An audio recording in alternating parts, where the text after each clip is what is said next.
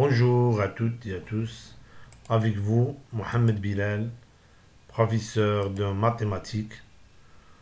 Aujourd'hui, on continue de faire des exercices concernant les Olympiades de mathématiques. Dans cette partie, on va faire l'exercice 2.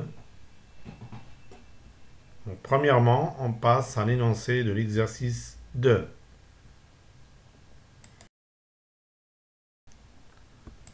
Exercice 2.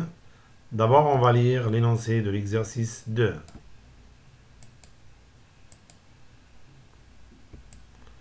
Deux rectangles de même dimension ont un sommet commun et se couvrent partiellement, comme le montre la figure codée ci-dessous.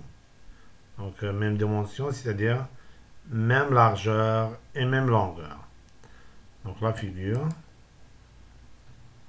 Oui, donc, je pense que la figure est claire. Donc, on a deux rectangles, 1 et 2, de même largeur et même longueur, c'est-à-dire même dimension. Donc, je pense que c'est clair.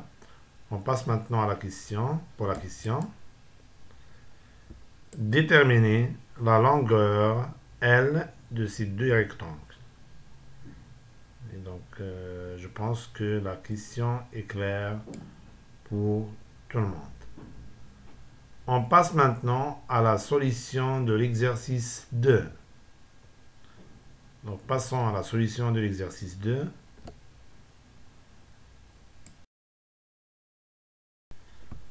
Solution d'exercice 2. Déterminons la longueur de ces deux rectangles. Donc, pour déterminer la longueur, donc on a plusieurs méthodes telles que, par exemple, théorème des règles de Thalès, théorème des règles de Pythagore, calcul du surface par plusieurs méthodes, les rapports trigonométriques, etc. Donc, il existe plusieurs méthodes. Et bien sûr, on va choisir la méthode convenable aux données de l'exercice.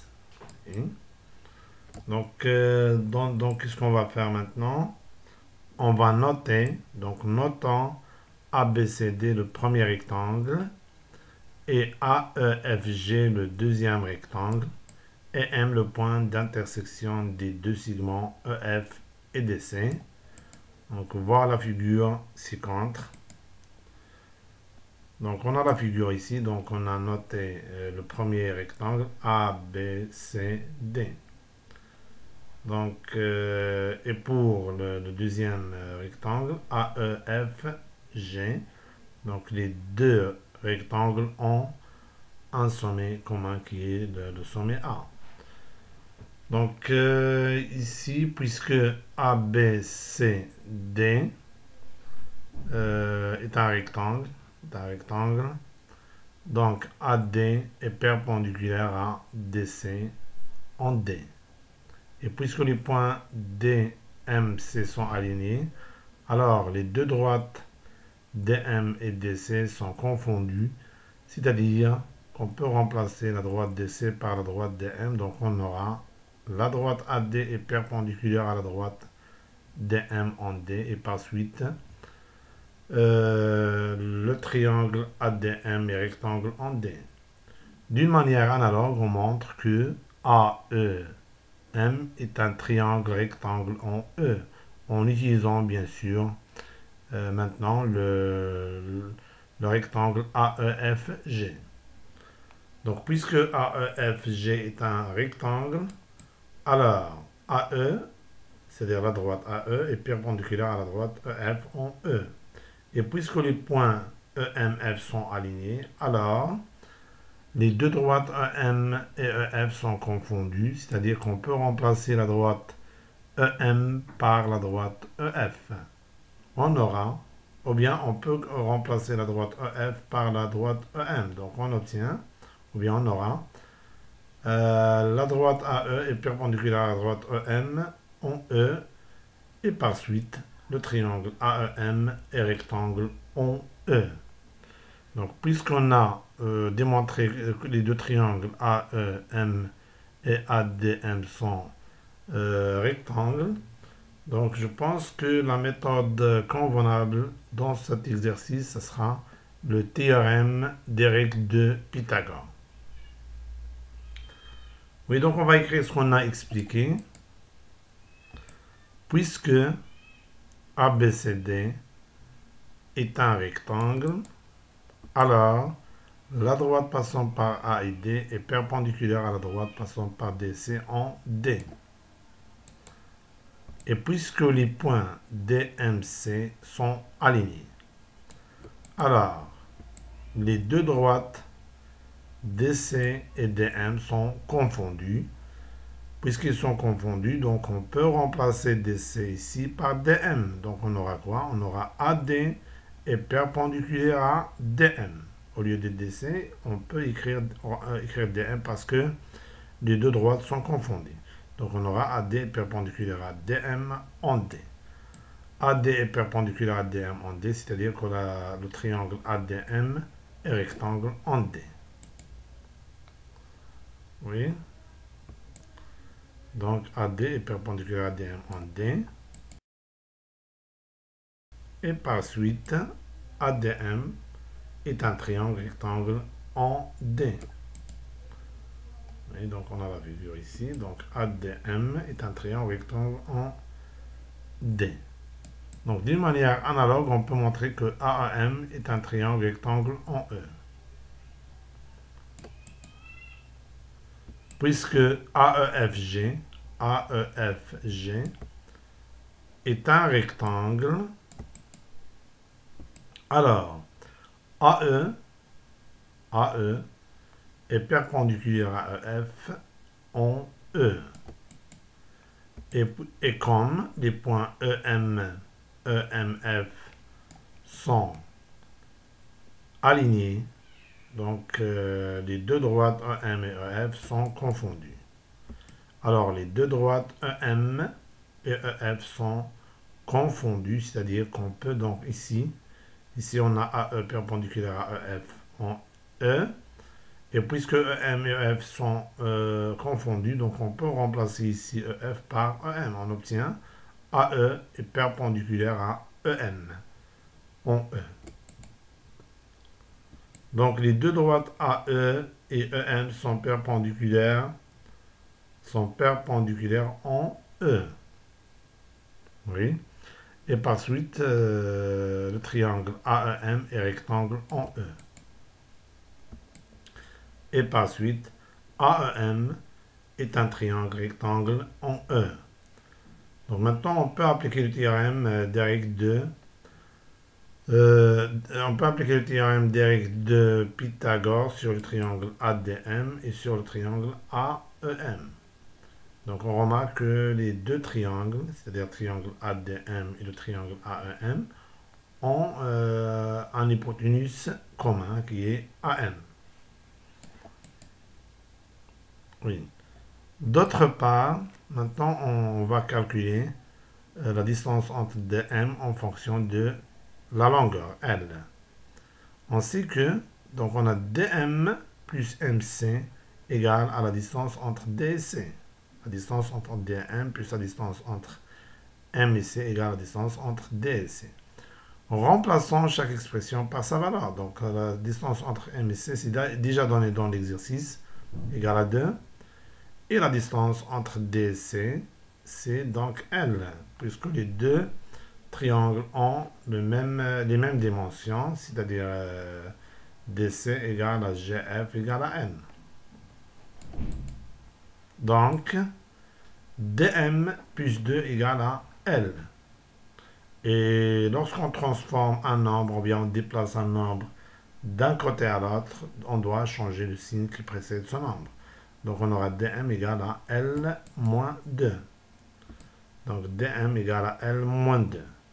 Oui, maintenant, on va appliquer le théorème des règles de Pythagore sur le triangle ADM. Donc par application du théorème des règles de Pythagore sur le triangle ADM, on obtient, donc on sait que le théorème des règles de Pythagore nous dit, dans un triangle rectangle, Le carré de la longueur de l'hypoténuse égale à la somme des carrés des longueurs des autres côtés. Donc on a AD au carré plus DM au carré égale à AM au carré. Remplaçons maintenant chaque expression par sa valeur. Donc on obtient donc 8 au carré plus L moins 2 au carré égale à AM au carré. Donc ce qu'on a fait ici, on a remplacé chaque expression par sa valeur. Oui, donc on a remplacé AD par 8. Pourquoi? Parce que d'après les données d'exercice, on sait que les deux rectangles ont les mêmes dimensions et par suite la largeur AD est la même que la largeur AJ, c'est-à-dire égale à 8. Et on a déjà démontré que DM égale à L-2. Donc ici, L-2, on peut le développer en utilisant l'identité remarquable A moins B au carré égale à A au carré moins 2AB plus B au carré. Donc on aura ici L au carré moins 2 fois L fois 2 plus 2 au carré. 8 au carré égale à 64. Et plus, donc en développant, en utilisant l'identité remarquable, on trouve L au carré moins 2 fois L fois 2 plus 2 au carré plus AM égale AM au carré. Donc on sait que la multiplication est commutative, c'est-à-dire 2 fois L fois 2 égale à 2 fois 2 fois L, c'est-à-dire 4L. Et 2 au carré, c'est 2 fois 2, c'est-à-dire 4. Donc, 64 plus L au carré moins 4L plus 4 égale à AM au carré. Donc on peut changer l'ordre de cette expression, l'ordre des termes bien sûr, mais en gardant, donc on peut changer l'ordre des termes, mais en gardant le même signe qui précède les termes. Donc 64 plus 4 c'est 68. Donc on aura 68 plus L au carré moins 4L égale à AM au carré. Oui, donc 68 plus L au carré moins 4L égale à AM au carré. Donc notons cette relation, la relation 1. Maintenant, d'après les données, on sait que M est le milieu du segment EF. Et par suite, la distance entre E et M égale à la moitié de distance entre E et F, c'est-à-dire EF sur 2. Alors, EM, la distance entre E et M égale à EF sur 2 égale à 8, parce qu'on a, donc EF égale à combien? Donc EF c'est la largeur, donc égale à 8. Donc égale à 8 sur 2 égale à 4. Maintenant, on applique le théorème de Pythagore sur le triangle AEM qui est rectangle en E.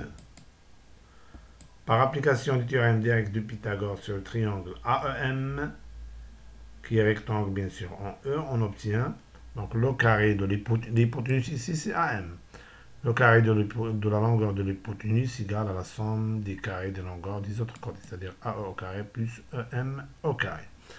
Donc on obtient AE au carré plus EM au carré égale à AM au carré. Donc remplaçons chaque expression par sa valeur.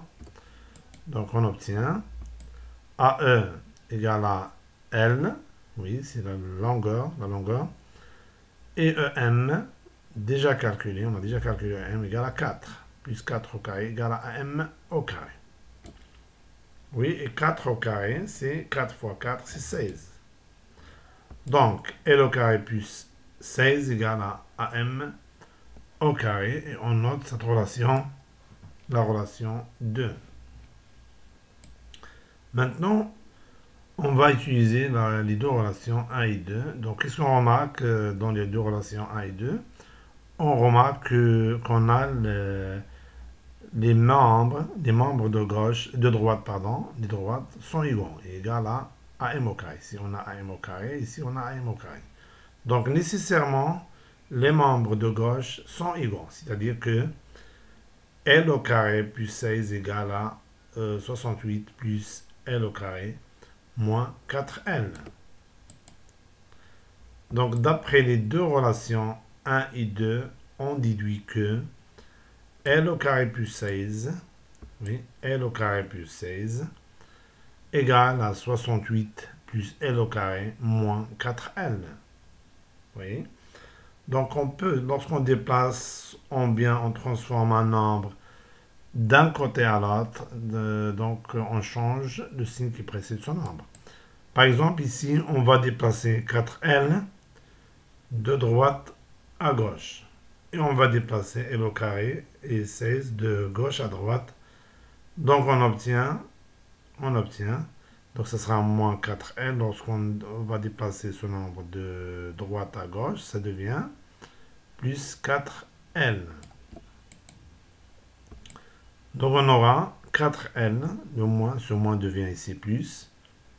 Et bien sûr 68, ça reste 68. Plus L au carré parce qu'on n'a pas déplacé ces deux nombres. Et ce L au carré, on va le déplacer, ça devient moins L au carré. Et plus 16, ça devient moins 16. Donc plus L au carré et moins L au carré, ce sont deux nombres opposés, donc leur somme égale à 0. Et 68 moins 16 égale à 52. Donc AL égale à 52 et par suite L égale à 52 sur 4. Oui, donc L égale à 52 sur 4. Donc on peut, lorsqu'on simplifie ce nombre, on trouve 13 parce que 13 fois 4 c'est 52. Donc il nous demande de calculer la longueur. Donc on a calculé la longueur de ces deux rectangles. Donc ce qu'il faut démontrer. Donc on a répondu à la question. Donc j'espère que c'est clair pour tout le monde.